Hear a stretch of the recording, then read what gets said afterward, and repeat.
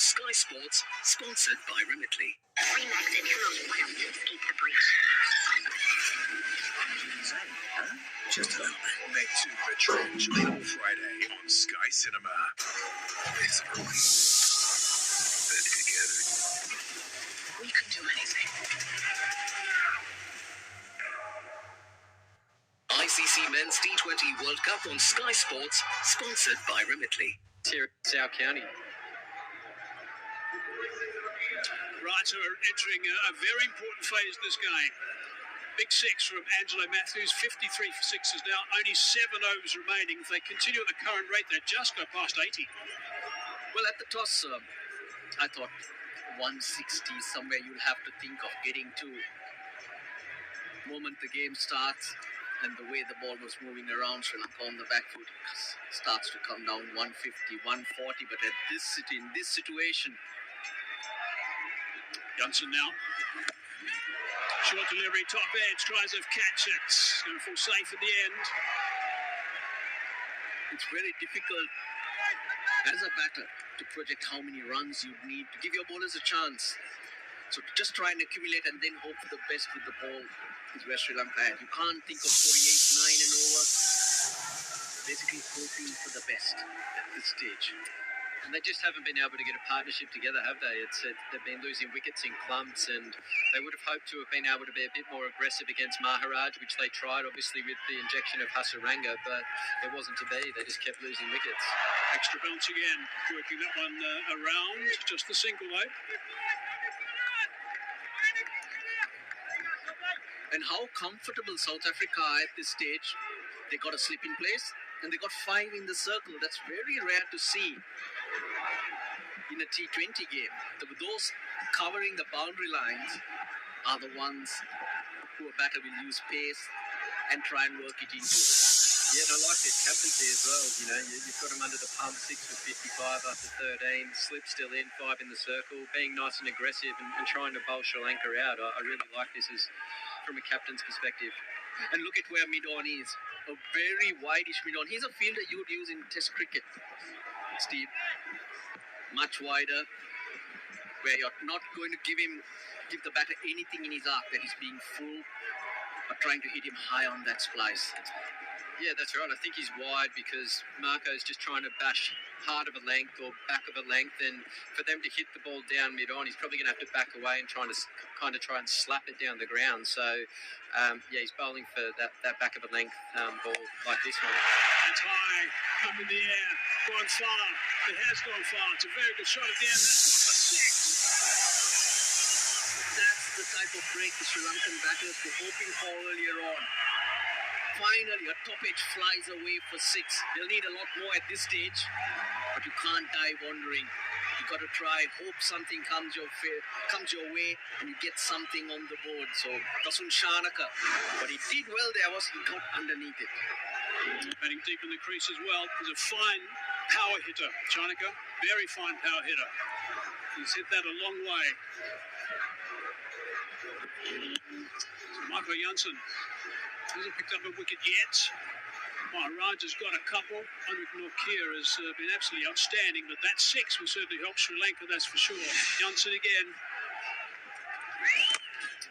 It's swung a little bit. Nortje has been special. Gerald Coetzee, his teammate, got some words about him. Had a tough injury, but yes, seeing Henrik in the last 2 years and what he's done, bowling 150 in and out all the time, I think it's not even a question about how good he is and how quick he is. I think he is, when he gets his chance, when he plays, he's going to bowl rockets. Yeah, Coetzee is right. Rockets they are. Nice line from Marco Janssen. Dot ball to finish, 61 for 6.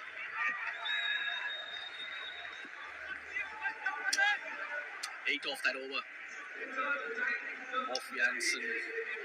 Far too many dot balls from the Sri Lankans' point of view.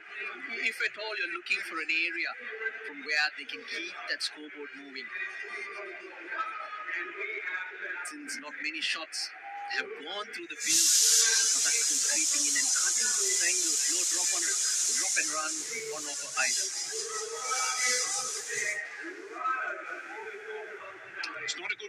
that's for sure, from Sri Lanka. All those W's has certainly put them on the back foot. 6 of them. Every time they tried to get something going, a wicket fell. That 9th over, 2 wickets going down in that 9th over, not to be runs as well. And you can see that last over was bowled as the highest scoring over up until now. Then an over 121. That would be fabulous for Sri Lanka. Rabada dragging that on the onside. He's hit that beautifully. That is a fine shot. Outstanding work, Russ. You like that one? Doing cartwheels here, Mike Haseman, and so are the crowd, because over the last 3 overs, 3 sixes, and suddenly that innings is moving forward. This is what experience does for you. Angelo Matthews waiting for that ball to be through, and he's got the power. He can clear the ground. The leg side is the shorter boundary, I must say, at this point. Yeah, he's got to continue to be aggressive as well and try and put the South African bowlers under a little bit of pressure here. These last 6 overs are crucial for Sri Lanka to post something on the board. You can't die wondering. You've got to take your chances, because you never know what can happen in a game.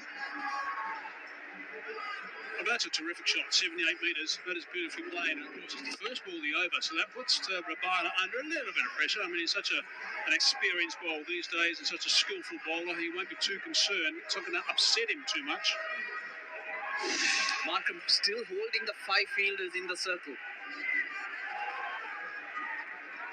Yeah, I like that they're still being aggressive. I like that they've kept him up. They said, you've hit one good shot, see if you can do it again. And if you miss cue, then, you know, we'll see you back in the shed and we'll go a long way to bowling you guys out. Just as I say that, mid-wicket's been pushed back. So for once, Aiden Markham slightly defensive.